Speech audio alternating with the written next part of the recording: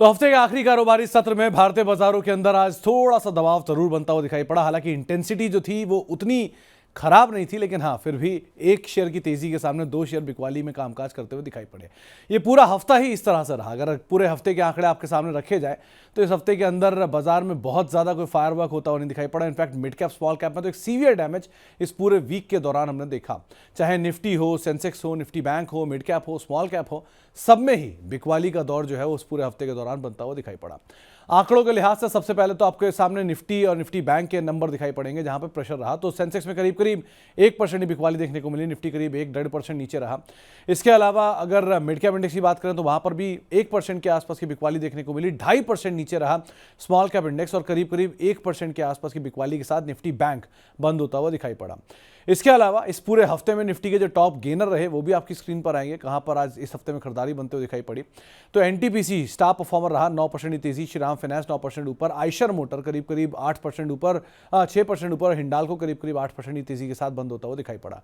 Nifty गिरने वाले शेयरों की बात किया तो थोड़ा प्रेशर आईटी में रहा इस बारी, और ऑटो में M&M 9.5% नीचे, भारतीय एयरटेल 4.5% नीचे, डॉक्टर रेड्डी 4.5% नीचे, और TCS करीब करीब 3.5% के आसपास की बिकवाली यहां पर आते हुए दिखाई पड़ी। मिड कैप के चढ़ने वाले शेयरों की अगर बात की जाए तो मिड कैप में सबसे ऊपर नाम रहा NLC इंडिया का 15% की तेजी, APL अपोलो 14% ऊपर, JSW इंफ्रा करीब करीब 13.5% की बढ़त देखने को मिली, और BSC करीब 12-12.5% का उछाल यहां पर आता हुआ दिखाई पड़ा।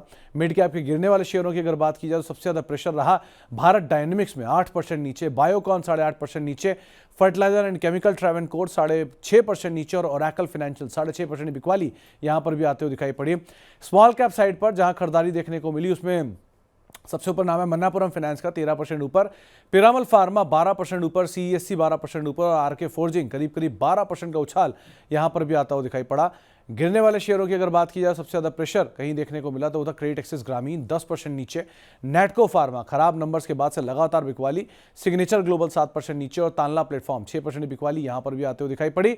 F&O में भी या अदरवाइज अगर कुछ सेक्टर स्पेसिफिक बात किया तो मेटल इस सेक्टर का सबसे बढ़िया परफॉर्मर रहा इस हफ्ते का। APL अपोलो 14% ऊपर, नाल्को 11% ऊपर, NMDC करीब करीब 9% के आसपास की तेजी यहां पर भी आते हुए दिखाई पड़ी, और बाकी भी सेक्टर में करीब 5% का उछाल आता हुआ दिखाई पड़ा। हिंडाल्को करीब 8-8.5% ऊपर रहा।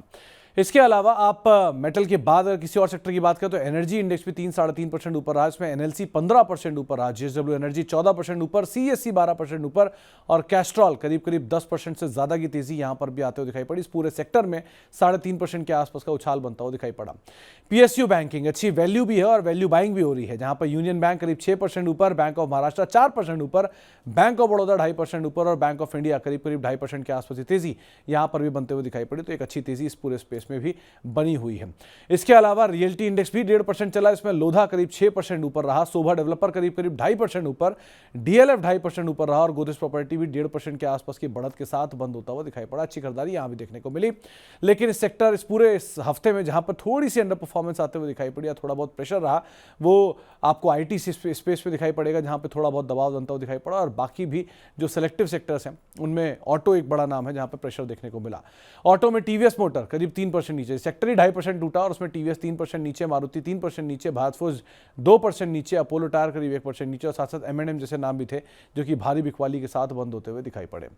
इस पूरे हफ्ते के लेखे जोखे के बाद अब बाजार में आपकी स्ट्रेटेजी क्या हो? बाजार में स्ट्रेटेजी होनी चाहिए खरीदारी की। आशीष बहेती मानते हैं कि 23,200 के टारगेट के लिए आप खरीदारी करेंगे, 22,600 अब आपका स्टॉप लॉस होगा कि 22,800 के नीचे बाजार एक लंबे अंतराल के बाद बंद हो रहा है, तो 23,200 के टारगेट के लिए आप खरीदारी करेंगे।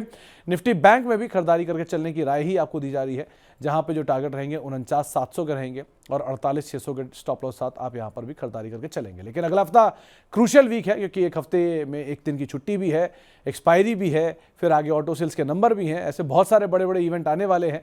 तो उन सब इवेंट के पहले भारतीय बाजार कितना वॉलेटाइल रहते हैं, किस तरह की खबरें रहती हैं, प्लस टैरिफ है, US के बयान है, इन सब चीज़ों के ऊपर भी आपको अदरवाइज नजर रखनी है। लेकिन वॉलेटिलिटी के बीच में मार्केट्स कामकाज करता हुआ दिखाई पड़ेगा, उस लिहाज से आप नजर रखिएगा।